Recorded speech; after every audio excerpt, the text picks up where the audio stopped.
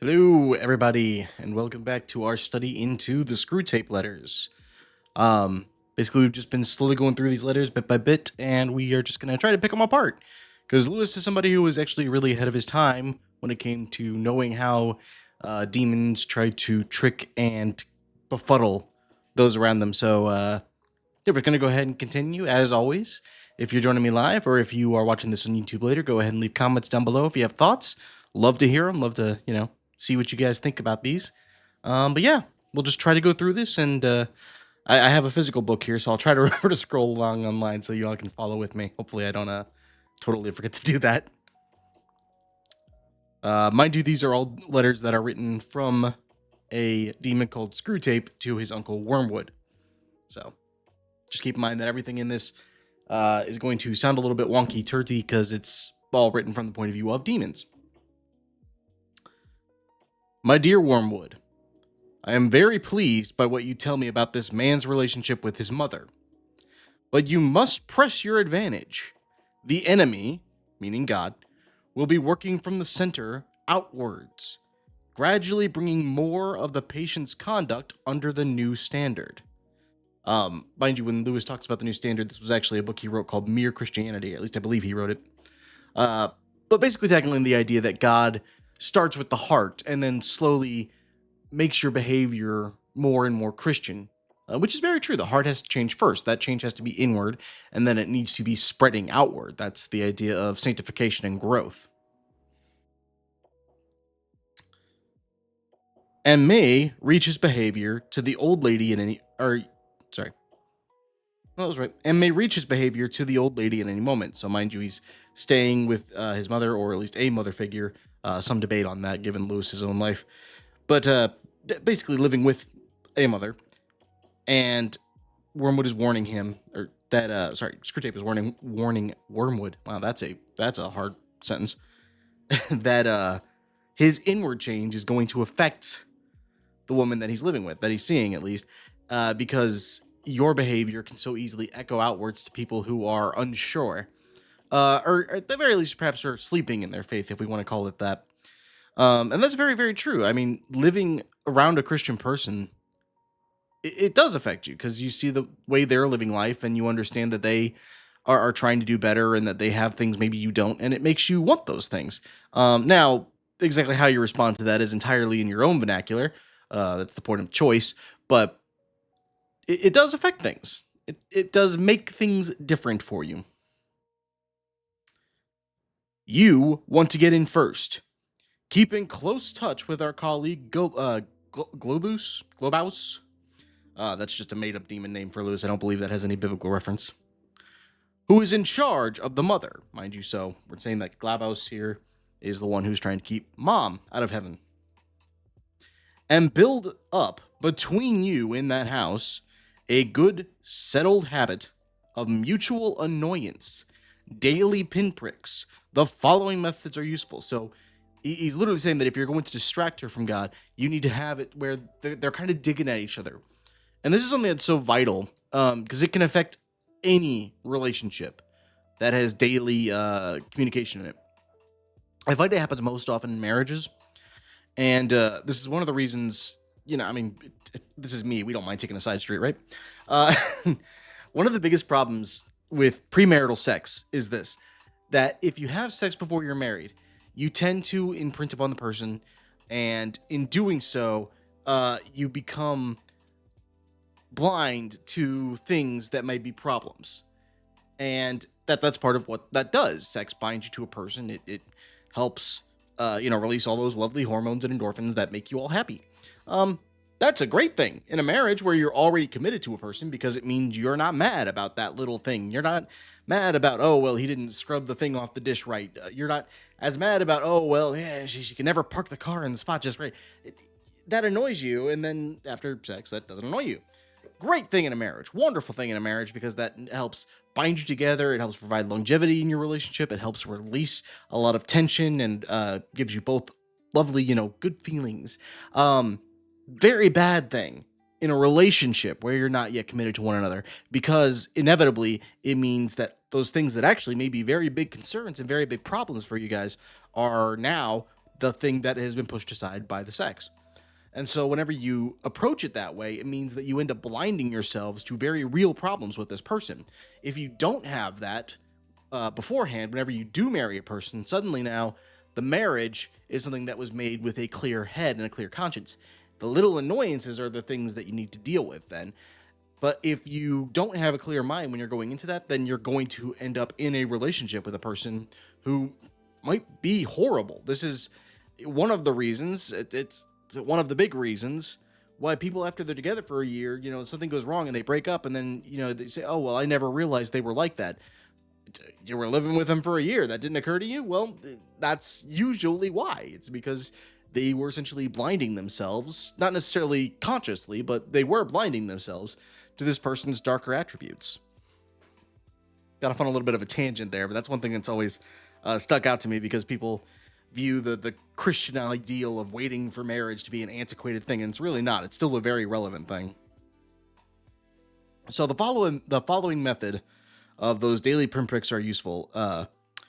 Keep his mind on the inner life. He thinks his he thinks his conversion is something inside him, and his attention is therefore chiefly turned at present to the states of his own mind, or rather, to that very expunged version of them, which is all you should allow him to see. Encourage this. Keep his mind off the most elementary duties by directing it to the more advanced and spiritual ones. Aggravate that most useful human characteristic, the horror and neglect of the obvious. And how often that's very true. Oftentimes we get so lost in the weeds of the specifics that we actually neglect the most vital aspects. That's literally half of what Jesus talked about whenever he came down. He said, you guys have gotten yourself so worked up in the minute details of these 600 odd laws you've made up that you've forgotten love, which is the big one. And we're very good at that. We're very good at getting lost in the weeds of our own minds, because we like to pick apart these little specifics. And because whenever you do that, it gets so theoretical, logical, and becomes such a debate that it has no emotion to it. And unfortunately, whenever that's completely lost, then it can become rather cold. Which, not that there's no use for that, but you can't neglect the love in place of all that. Sorry, I lost my place here. Where was I? Sorry, here we go. Aggravate that most useful human characteristic, the horror and neglect of the obvious. You must bring him to a condition in which he can practice self-examination for an hour without discovering any of those facts about himself, which are perfectly clear to anyone who has lived in the same house with him or worked in the same office. That's something that's absolutely true. When we examine ourselves, we try to do it from our own mindset. And this is one of those things, I've also talked about this before, but that's one of those things that, it blows my mind a little bit when somebody says, I want to be a better person, but they're not applying it to a standard it's not based on biblical standards. It's not based on any, other person's standards. I'm like, well, be a better person by whose standards? Be a good person by what standards? By yours? Then you've already done it. You're the person setting the standard for your life. So whenever you examine yourself, you really have to do it after you've already prayed for God to give you insight. Otherwise, you're never going to learn anything new, because if you thought there was something wrong with you, you would already be trying to fix it. That's kind of the way that works. It is, no doubt, impossible to prevent his praying for his mother. But we have means of rendering those prayers nauseous, that's actually an interesting word. I don't even know that one. It's a little rarer that my vocabulary hits a word that I'm not at all familiar with, but let's make sure we know what we're talking about here. Fine, what was it? Innocacious, maybe? Okay, not harmful or offensive, essentially meaning something that's benign, safe. Okay, that's good to know. I did not know that word. For rendering the prayers safe, make sure they are always very spiritual, that he is concerned with that state of her soul, and never with her. Oh my gosh, that's another word I don't know. Oh my, Lewis, what is this word? This is a new one. We just need to leave a define tab open here. Oh my gosh, I can't type because my finger's in the wrong place. That's why. Define.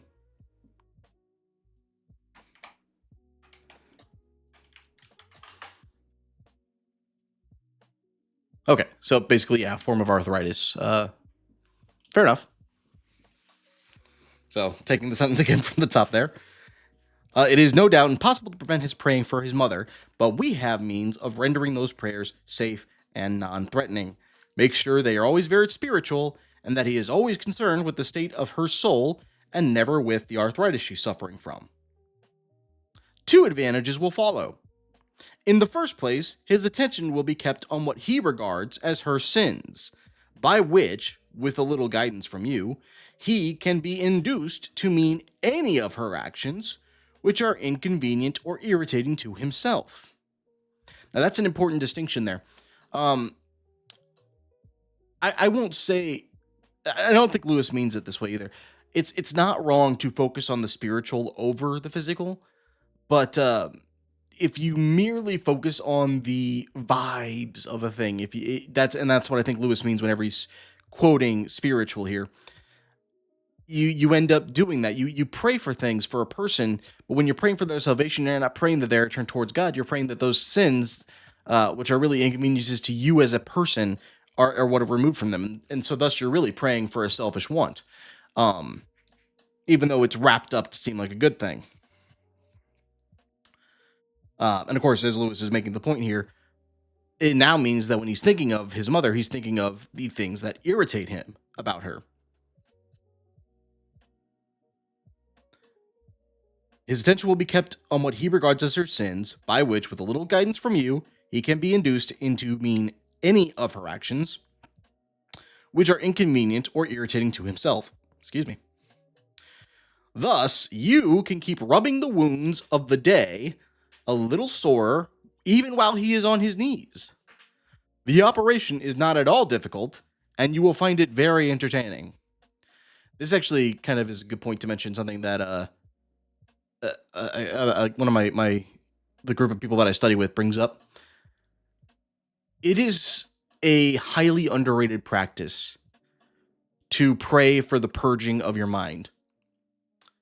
Hey, what's going on? We are reading the Screwtape Letters by C.S. Lewis. A very entertaining group of letters that he wrote from the point of view of a demon to his nephew as he's trying to screw up this patient who's starting his journey into Christianity. Lewis was somebody who was very prolific in the way that he wrote these things. So I'm glad you're joining us. But yeah, it's something that one of the people I pray with talks about, which is essentially just that if you don't focus a prayer on having your mind purged of those little evil demons and spirits that like to niggle in your mind and like to bring up those unwarranted thoughts, particularly lust is a great example. If you're trying to walk the straight and narrow path, you realize, oh, I can't be focusing on lust, but something will just pop up in your mind. Well, that's kind of what that is. And the focus then needs to be on cleansing that from your mind so that you can truly be focused and turn towards God. Because otherwise, even while you're holding your hands and clasping your hands in prayer, inevitably what's going to happen is that thought is going to keep popping up in the back of your mind. And it's really impossible to be connected to the Lord while you're having those lustful thoughts or whatever, distracting thought is popping up.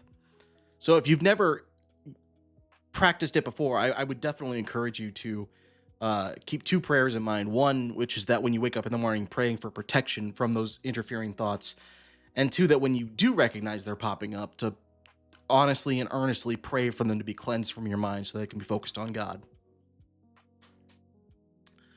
In the second place, since his ideas about her soul will be very crude and often erroneous, he will, in some degree, be praying for an imaginary person.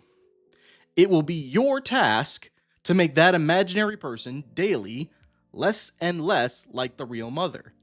And that's he's absolutely right about that. The more you aren't actually focused on the person's soul and their relationship to God when you're praying for them, the more your mind will exaggerate those flaws that you're declaring to be sin, whether they are or not. They might actually be sin, but that's not even the main point of it. The problem is that whenever you're focused on those flaws, that's what that person becomes in your mind. I mean, we all have a different perception of the people we come across in our lives. That's inevitable. That's just the way human human wording works. Sorry, so just read that. So you're okay with this kind of thing, basically asking the questions? I think absolutely that asking the harder questions is something that is so vital and so important. Um, I think that's something that you have to do. Otherwise, you're left so much more vulnerable to it. The only thing I list with that is that obviously Lewis was a man, was deeply spiritual man, but not to confuse taking his interpretation with scripture. So just keeping that little grain of salt. But Lewis was somebody that, at least in my experience with what he's taught and read, is pretty on the ball with it. So he makes a lot of really strong points. Sorry, lost my place. Be praying for an imaginary person. It will be your task to make that imaginary person daily less and less like the real mother. The sharp-tongued old lady at the breakfast table, the sharp-tongued old lady at the breakfast table. In time, you may get the cleavage so wide that no thought or feeling from his prayers for the imagined mother will ever flow over into his treatment of the real one. So again, he's literally saying that you get to the point where essentially you're praying for somebody who almost isn't even a real person, and then it's very, very difficult for the spirit and even when meant genuinely to flow over to actually help that person. And then that's true of yourself too.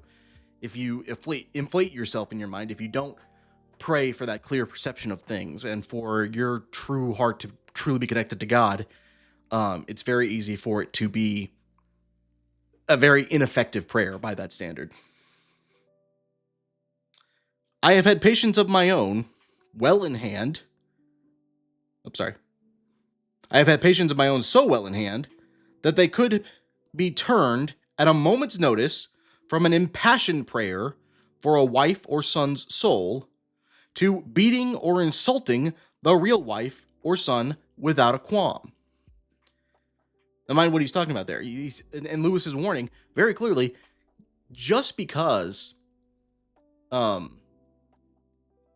something starts off genuine, if you don't have that clear mind, that clear heart going into a prayer, the world is going to interfere. The world is going to cut it off and is going to make it into something it should not be. We're very good at that. And I talked a little bit about this when we were reading through Peter and James, but it's so important that you're practicing the spirit leading first. The spirit needs to lead the mind, which will then lead the tongue. If you do it in any other order, you're going to get completely screwed up. And it's something that's hard to master, especially at first. But control of the tongue and eventually control of the mind is so vital that you don't let them run off, or otherwise you will wind up, like Lewis says, completely praying backwards. When two humans have lived together for many years, it usually happens that each has tones of voice and expressions of face which are almost unenduringly irritating to the other. Work on that. Bring fully into the conscious of your patient the particular lift of his mother's eyebrows, which he has learned to dislike in the nursery, and let him think how much he dislikes it. Oh, sorry. Just read this real quick. Sorry to interrupt. I had a bad experience in a certain church community because before I attended it and stuff, I started to get weird videos about celebrities being devil dealers. But instead of helping, they outcasted me and thrown me out into isolation, not direct. Made me leave the church and all for a very long time. So it's wonderful to see. Well, thank you. I appreciate that. I'm so sorry you had that experience with what sounds like, unfortunately, a church that was very, very either lost or misguided. And I hope you understand that just because, that church community made that decision for whatever reason that led them there, that doesn't reflect God's heart or desire for you. And I appreciate you being open about that. But yeah, I've said before, I'm not somebody who ascribes to a particular denomination, and the reason for that is because I consider myself a biblical Christian. God is my doctrine, the Bible is my doctrine, and that's what I use to attempt to teach and lead as well as I can. But yeah, Lewis is absolutely right. It's so easy, especially when you live with a person, to, and I mentioned earlier when I talked about the importance of sex after marriage, not before. Those little things will absolutely nag at you, even when you know they're little things, even when you understand that it's nothing, that it's the stupidest thing that makes you upset. It will still wrestle with your heart, and then you're beating yourself up because you know you're upset for nothing, and you're mad at yourself now. And the last thing you're doing whenever you get into that frame of mind is actually earnestly trying to connect to the spirit and praying to God. And that's the most important thing. That's what should be done first and foremost before anything else. But if you get wrapped up in that hatred, that will never come to pass.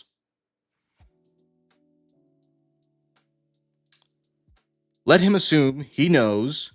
I'm sorry. Let him assume that she knows how much it is, how annoying it is, and does it to annoy. If you know your job, he will not notice the immense improbability of the assumption. And of course, never let him suspect that he has tones or looks which similarly annoy her, as he cannot see or hear himself. This is easily managed. We talked about this before, how you have that own perception of yourself and how your perception of others is inevitably warped by your experience. You know, you can't see things clearly on the way other people are all the time, just as they can't see the way things clearly are on you all the time. That's not, anything. That's not anything that's necessarily your fault, but it is something that you have to keep in mind whenever you're holding a perception of other people. This is why we get so easily into the idea of demonizing or hero worshiping people that are ultimately just regular people. The celebrity world is a great example of that. We like to hold these people up on a pedestal, and then whenever they snap because they're people, it can really disturb some people.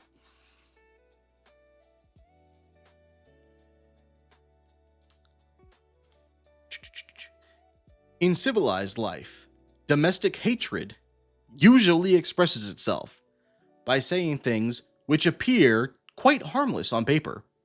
The words are not offensive. But in such a voice, or at such a moment, that they are not short of a blow in the face.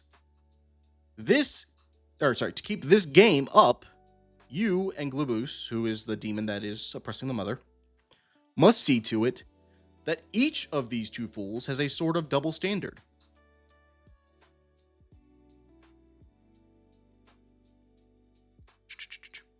Your patient must demand that all his own utterances are to be taken at their face value and judged simply on the actual words, while at the same time judging all his mother's utterances with the fullest and most oversensitive interpretation of the tone and the context and the suspected intention.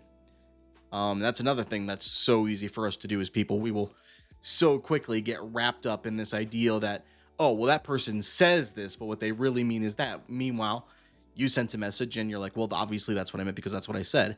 Or even if something is unclear in your wording, you assume that your intention and your meaning is clear.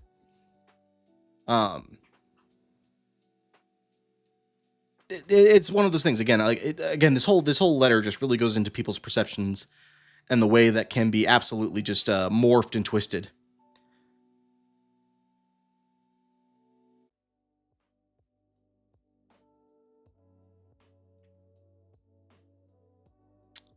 Sorry, totally lost my place where I was.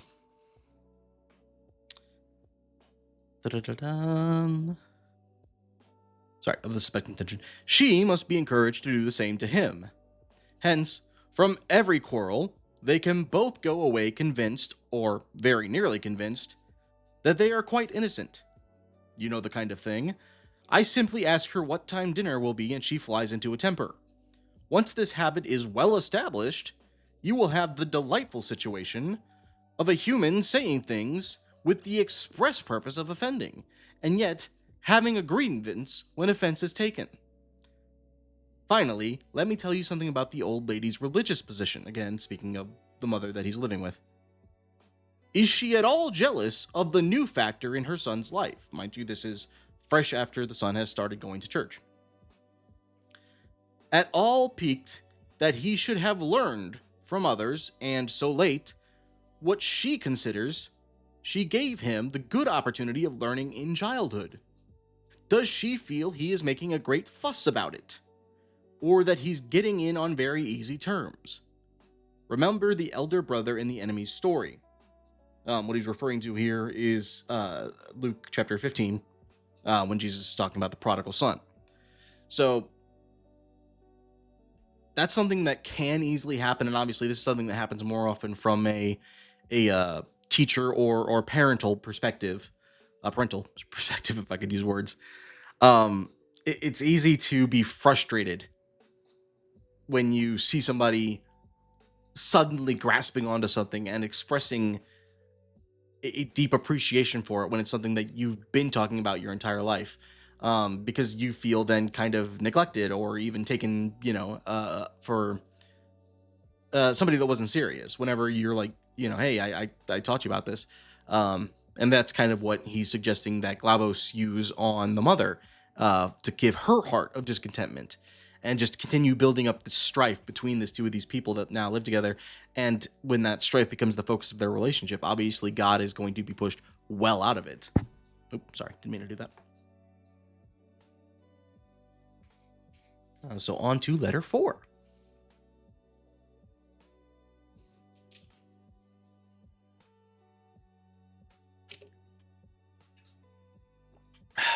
Sorry, got thirsty there. My dear Wormwood, the amateurish suggestions in your last letter warn me that it is high time for me to write to you fully on the painful subject of prayer. Mind you, again, as we go into this, this is all from a demon's point of view, so mind you, everything is flipped.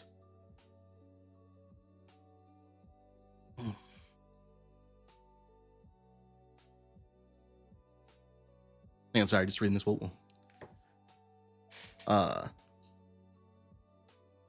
The brother of the pastor, who was also a pastor, started scolding the attendee for not paying for the pastor's cars, houses, and all that, because Higgs' congregation did it. So, yeah, this is something that gets so messy and so annoying and so... I don't like large churches because money so quickly becomes an issue. My preference is for smaller churches where the pastor actually does not take a paycheck. I'm not saying necessarily that large churches can't be genuine and can't be saved, but it's much, much more difficult, I think, for them, because now the church is a business first. And when you're putting anything before the Spirit, including even the business of the church, which I get why that happens, because that seems like a much more pressing issue. The love and the Spirit and the genuineness of the moment now becomes a critique. And the moment you start doing that, it becomes a really, really concerning place for your teachers. And your teachers are obviously called upon to have a wiser mind about themselves, which they don't necessarily always have, but it is something that is so vital and so important. That's the reason why I like the two churches that I work with, is because both churches, the pastor does not take a paycheck. They're both very small churches, and they're churches that most money that goes into it goes right back out again. But yeah, I'll just use him as a punching bag because he's the easiest example of it. Joel Osteen's church is one of the most corrupt monetary churches, an example that I think I've ever seen, because it's just one that again, it makes itself into a business. It's no longer a church. God is not being taught there. It's now being taught financial importance and success and all that kind of things. But yeah, absolutely. If that's the experience you have with that church, I would not be back. I would not, I would politely, immediately excuse myself and find a different church. And I have had not experiences particularly like that, but I have had churches that have delivered very concerning messages, is the easy way to say it, and then immediately turned around and left because I felt that was not a message of God. I've also had churches that I was with for a number of years that I felt were going in a bad direction, and spoke with the pastor a number of times on it, and eventually we kind of mutually concluded that he wasn't going to change the direction he was heading, and that I wasn't going to accept it. So respectfully, I left and eventually wound up with the church that I'm at now. Um, Obviously, no church is going to be perfect because it's run by people, and we aren't.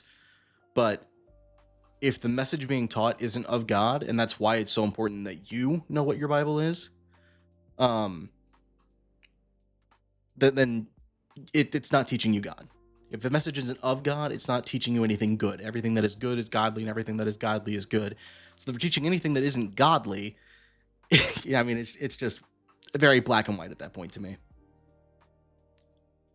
But yeah, I hope that the church you found, the smaller one, does well for you, and is teaching properly the message of God and love and understanding. And I hope you continue to find chances to do studies like this, even though I get totally sidetracked and stumble over my own words all the time.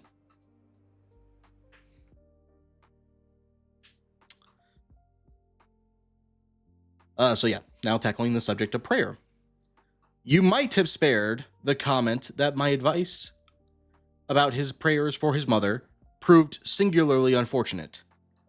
So mind you, we don't see Wormwood's reply, but apparently in his reply he said that the prayer for the mother was a singularly unfortunate event. That is not the sort of thing that a nephew should write to his uncle, nor a junior tempter to the undersecretary of a department. It also reveals an unpleasant desire to shift responsibility. You must learn to pay for your own blunders. Now, mind you, this is absolutely the way that demons deal. Everything is pure punishment. There is no grace such as God gives us, because that's how they see the world. That's another thing, I guess, that's really important to keep in mind. Demons don't remember what grace and love and light is anymore. It has been entirely closed off from them. They may know the concept, but they don't actually remember it. They no longer hear God. It talks about in the Gospels that some people heard the voice and some people heard the thunder. Well, demons, they hear the thunder. They no longer can hear God at all. They're totally closed off from him. The best thing, where it is possible, is to keep the patient from the serious intention of praying altogether. Where the patient is an adult recently reconverted to the enemy's party, mind you, speaking God's church, like your man, this is best done by encouraging him to remember, or to think he remembers, the parrot-like nature of his prayers in childhood. I think Lewis here is actually taking a small shot at Catholicism. It may be, not. But basically making the point that a prayer made simply in wording, as if it's a tradition more than it is an actual prayer, you're really speaking empty words. If the words that you're speaking are not a prayer, if they are just words you're repeating because they were once a prayer, you're not praying. You're just following tradition. And I'm not saying that tradition doesn't have any purpose, but your tradition cannot replace your spirituality. God is after a relationship with you. He's not just after you uttering words that have been said before. In reaction against that, he may be persuaded to aim at something entirely spontaneous, inward, informal, and regularized. I don't know how you say that. Basically something that isn't regulated. And what this will actually mean to a beginner will be an effort to produce in himself a vaguely devotional mood in which real concentration of will and intelligence have no part. One of their poets, Coleridge, has recorded that he did not pray with moving lips and bended knees, but merely composed his spirit to love and indulged in a sense of supplication. Now, I'll kind of, this is where I always talk about, just a small grain of salt. It's not wrong to pray when you're driving or when you're going somewhere. Just to pray as you're going about your daily life, because oftentimes life is moving too fast for us to stop and pray properly. But you should never let that replace earnest, quiet communication with the Lord. That is such a vital, vital importance, especially if you've started to have an awakening to the spirit of God, you need to really, really pursue that. And you can't do that while you're also busy doing something else. That has to be a devoted focus.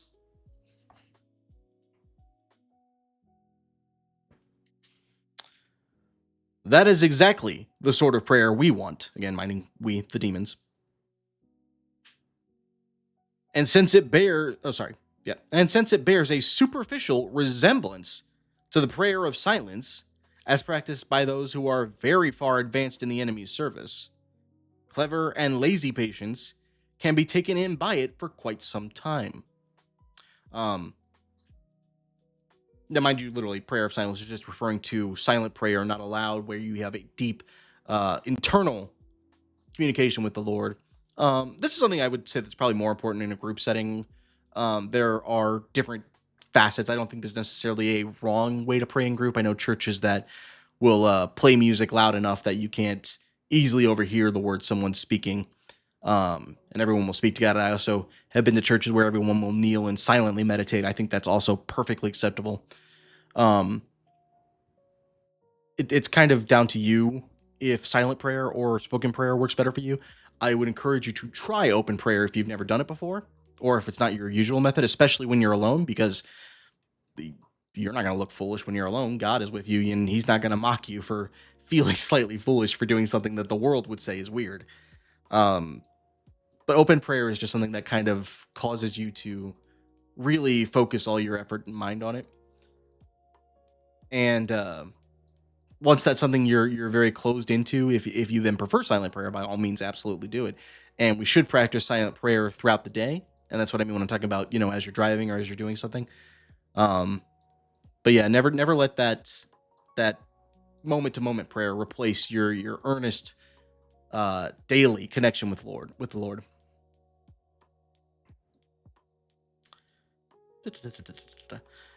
At the very least, they can be persuaded that the bodily position makes no difference to their prayers, for they constantly forget, what you must always remember, that they are animals, and that whatever their bodies does affects their souls. It is funny how mortals always picture us putting things into their minds. In reality, our best work is done by keeping things out. There's some truth to that. Obviously, the importance of kneeling and bowing when you pray is that it is an act of surrender to God. You are prostrating yourself before Him and giving Him glory. That's something you can do in different positions. I don't think it's wrong. Again, I've known people who pray when they pace back and forth. I've known people who pray as they're sitting down. I know people who pray kneeling. I know people who pray laying down on their face. None of those are necessarily wrong. But I guess just what I would cautious here in the way that Lewis is putting it is just don't let that moment of honest surrender be neglected for the sake of mere comfort. Now, obviously, I'm not talking about if you have issues getting down on your knees. I'm not talking about anything like that. But don't sit there and say, oh, well, I'm not going to, kneel by the bed and pray before I sleep at night. I can just do that just as easily lying down. If that's your only concern about it, then you're merely concerned about your own momentary comfort, which is not even a major thing in that moment. And there is something that's important about the physical act of surrender, because then again, it's something that you can't really deny as easily in your soul, and everything that can focus you in that prayer is important and something that is going to benefit you. If this fails, you must fall back on a subtler misdirection of his intention. Whenever they are attending to the enemy himself, we are defeated. Mind you, this is from the point of view of demons, so the enemy means God. That's also why it's capitalized in the way it is. But there are ways of preventing them from doing so. And that's also an important thing to note. Lewis hits it right on the head here, and he's absolutely correct. When you are absorbed in the Spirit, the demons and Satan cannot touch you. God is going to cloak you in protection there. He will try, but if you're earnestly connected to the Spirit, you are, you're cloaked in the armor of God, and you are absolutely protected from attacks. Now, the world is going to push those away from you all day long because that's what it does, and because it's very good at doing that. And that's why I urge you to have that moment of daily prayer of protection and understanding and cleansing so that you can fight that. Because it's much harder to do once you're already in the weeds. The simplest is to turn their gaze away from him towards themselves. Keep them watching their own minds and trying to produce feelings there by the action of their own wills. And that's also something that's very true. Our prayer, our connection needs to be God first. When you put your own feelings, it's ahead of God, ahead of the Spirit. You're trying to make God into a genie of the lamp. Now, yes, God will care for you. He will provide for you. He will give you all you need. But that doesn't mean that he suddenly is going to grant your wishes. It's about trying to bring his will down to earth and about understanding the love and the perfect fulfillment of his plan for you that exists. I guess we'll get off on a side tangent again here for a little bit. I've mentioned this before. There was a great quote, actually, which was that life of the entirety of humanity is like a grand tapestry, and the failure of being human is that you only get to see a small piece of it from the back. God is the ultimate storyteller, and he's already written the ultimate story. We just haven't seen the ending of it yet. But your role in that story is so insanely precise and perfect that it could never go any other way. I say that because I'm a writer myself, and so I know I have to have character X wind up and position A. My job as a writer is to bring that about in a way that makes believable sense so the character is not betraying himself or herself or whatever. Well, because we have free will, God can't have a destination for us that is against our nature.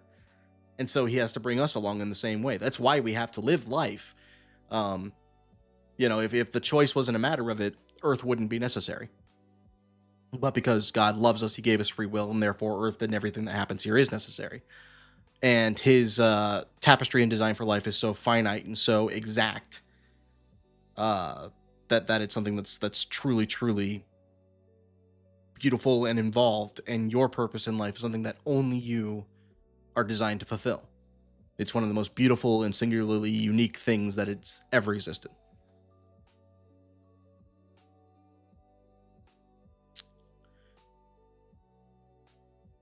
When they meant to ask him for charity, let them instead start trying to manufacture charitable feelings for themselves and not notice that this is what they are doing. When they are meant to pray for courage, let them really be trying to feel brave. Sorry, just put your message there. You're absolutely right. The church itself is the people. Absolutely, it is. And that's the other thing too. Praying for something like courage, praying for charitable feelings. That's not just manifesting feelings. That's a whole other thing you're trying to do when you're doing that. When you pray for God to grant you an attribute, he's going to grant it to you, and with it allow you to face the challenge that is going to try to tackle it. Anytime you pray for patience, your patience is then going to be tested. Anytime you pray for courage, your courage is going to be granted, but it's then going to be tested. You can't just manifest a goodwill or a courage, because those are godly attributes, and you can't manifest godly attributes out of the fleshly body. They don't exist there. Nothing good dwells in the flesh.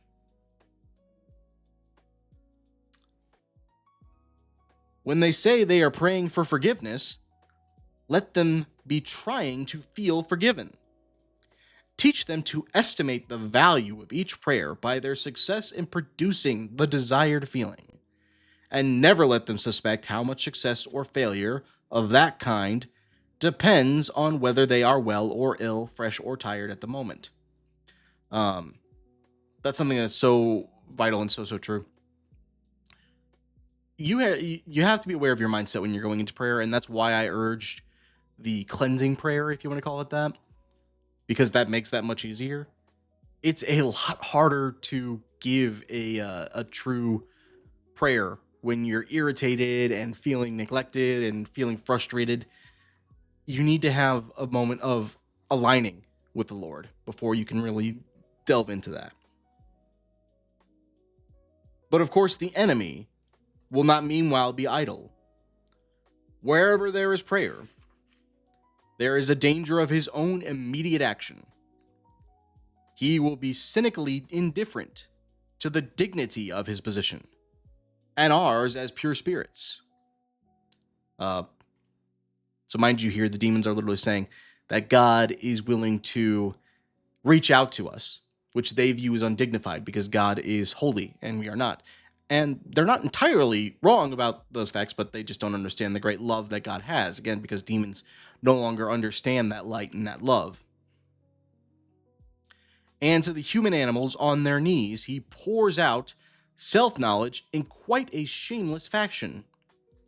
But even if he defeats your first attempt at misdirection, we have a subtler weapon. The humans do not start from that direct perception of him, which we unhappily cannot avoid. Now again, I would correct that slightly, that they no longer have the true perception. They have a direct perception, or at least a memory of God, which we don't have. And I that's why I would amend that statement very, very slightly. But the meaning of Lewis's words is correct in that one of our disadvantages, at least especially early on in our walks, is that we haven't ever actually sat before God in person and therefore have a harder time truly grasping who he is, especially early on in our walk. It gets a little bit easier once you have seen his works and once you have learned to hear him in time to time, and once you do understand his heart. But especially early on, that's a very big stumbling block. Sorry, which we unhappily cannot avoid. They have never known the ghastly luminacy, that stabbing, searing glare that makes the background of permanent pains to our lives. Mind you, this is talking about, the way demons see God. If you look into your patient's mind when he is praying, you will not find that. If you examine the object to which he is attending, you will find that it is a composite object containing many quite ridiculous ingredients. There will be images derived from pictures of the enemy as he appeared during the detestable episode known as the incarceration. In this, he is referring to Jesus's incarnation upon earth. Oh, sorry, that's incarceration. Is that incarceration? I'm not sure. That's a different word entirely. But yeah, basically saying that many people, when they view God, they view the artistic renderings that have been made of Christ during his time on earth. There will be vaguer, perhaps quite savage, and puerile images associated with the other two persons, meaning the Father and the Spirit. There will even be some of his own reverence and of bodily sensations accompanying it, objectified and attuned to the object revered. So basically what he's saying here is that we tend to make God almost into a vague Jesus icon, if you want to put it that way. And that's because as we are fleshly, our minds want to have a body to put to things. But obviously that was the purpose of Christ, is that he was God and man. I have known cases where what the patient calls his God was actually located up and to the left at the corner of his bedroom ceiling, or inside his own head, or in a crucifix on the wall. Now, mind that behavior, that attitude about God, that stems from the old faith before Christ's walk. That was the purpose of the temple, because there was the inner veil in the temple, which bore the Holy of Holies, which only one person could be in, or could ever go into, and they even had to tie a rope around his ankle, in case when he went in there, the glory of God was too much and he died. Now, that was eventually made belittled and a joke whenever Israel fell further and further away from God, especially to the point they couldn't even recognize God among them, that being Jesus. That's a whole other study for a whole other day. But it's important to realize kind of what he's talking about here, is that it's easy to make God into an object and unintentionally belittle him in that way. But whatever the nature of the composite object, you must keep him praying to it, to the thing he has made, not to the person who has made him. You may even encourage him to attach great importance to the correction and improvement of his composite object, and to keeping it steadily before his imagination during the whole prayer. Sorry, scrolling a little bit here. For if he ever comes to make the distinction, if ever he consciously directs his prayers, not to what I think thou art, but to what thou knowest thyself to be.